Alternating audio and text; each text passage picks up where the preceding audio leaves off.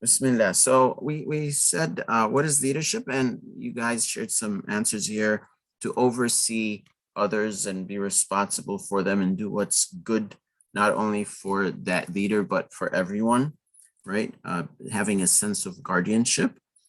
Some of you said it's confidence. So being confident to embrace challenges and difficulties, right? Not to run away from them, and taking care of others. Another person said to bring people together and to make a difference, right? And these are all great answers.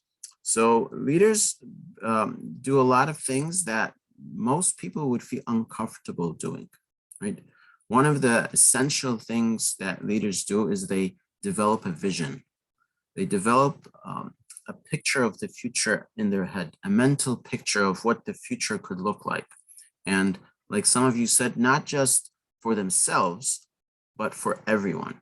And this is important. Most people think about themselves like, okay, I'm in ninth grade, I'm gonna study, go to 10th grade and do my SATs in a year and go to college and study XYZ, and gonna find a good job and move to some city and start a family, whatever. They're all self-centric thoughts, right?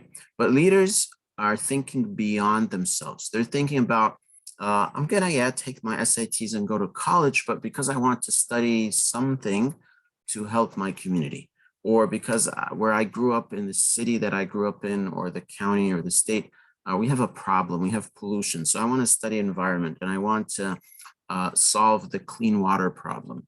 Or we have traffic congestion in the big city that I live in. So I want to learn how to build cars that can fly, or whatever the case might be, right? So these are people who are thinking beyond themselves. And that's a very important quality, as the Prophet ﷺ says, كُلُّكُمْ رَاعٍ وَكُلُّكُمْ مَسْئُولٌ عَنْ رَعِيَّتِهِ. All of you are shepherds and all of you are responsible for your flocks, right? So who are these flocks? The hadith explains, الرَّجُلُ رَاعٍ فِي بَيْتِهِ. The man is a shepherd in his home. Why? Because he's responsible for his family, his wife and his children, and anyone under his care.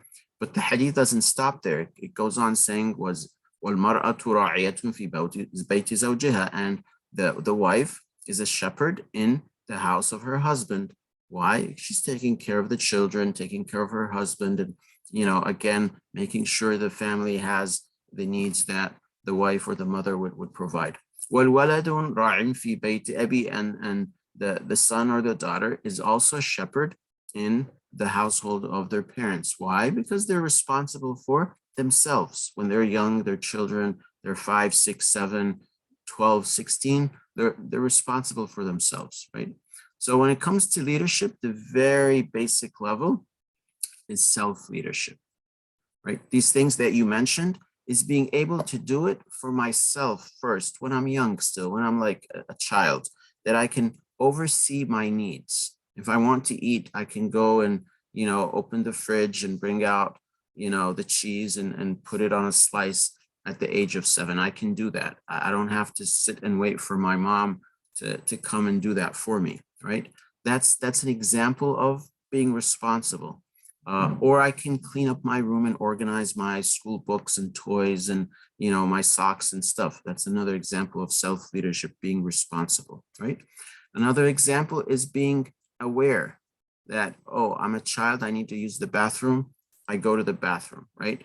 Very young children, they wear diapers because they're not at that level yet. They don't have that self-leadership to be self-aware that, okay, I need to use the bathroom. So, I need to go do that, stop playing with my toys and go to the bathroom. But most young toddlers are still not trained in that, right? So they haven't reached that level of self-leadership for their age. So leadership starts with the self, right? And the very basic quality of self-leadership for young adults, for people who are now mature, they're a full adult, is what is awareness, is taqwa, right? Is to recognize the right and the wrong, to bring out the fitrah that Allah subhanahu wa ta'ala has put into ourselves. So really important as we develop ourselves as young leaders, doing these things that you mentioned, to be guardians for others.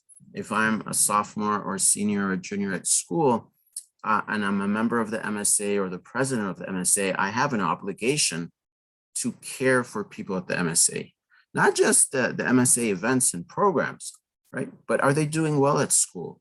Are they feeling comfortable at school? Do they like school? Do they have problems? Do they have needs? You know, needs to us Muslims is not just that, okay, you need to pray your dhuhr or asr at school. So here's the space that the school gave us, or let's do, halal burger event or whatever it is. No, it's about that custodianship, right? And we know in our deen there's something called what? Qawama, right? الرجال قوامون على النساء. The men, they translate in English what? The men have the upper hand over the women. That's not really the proper translation. Qawama is a quality that you guys mentioned. It has this guardianship in it. It has this care and love. It has that oversight, right? One of Allah subhanahu wa ta'ala's names is Al-Qayyum. Who is Al-Qayyum? He's the overseeing. He oversees his creation, right?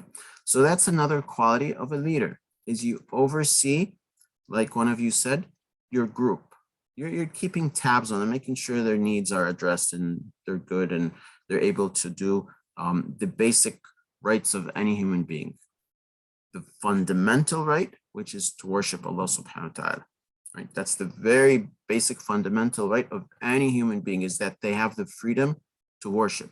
That's why Allah subhanahu wa ta'ala sent the Prophet sallallahu alaihi wasallam. So people can worship whatever they want, right? And if they worship Allah subhanahu wa ta'ala, they do the right thing, then inshallah they go to the Jannah.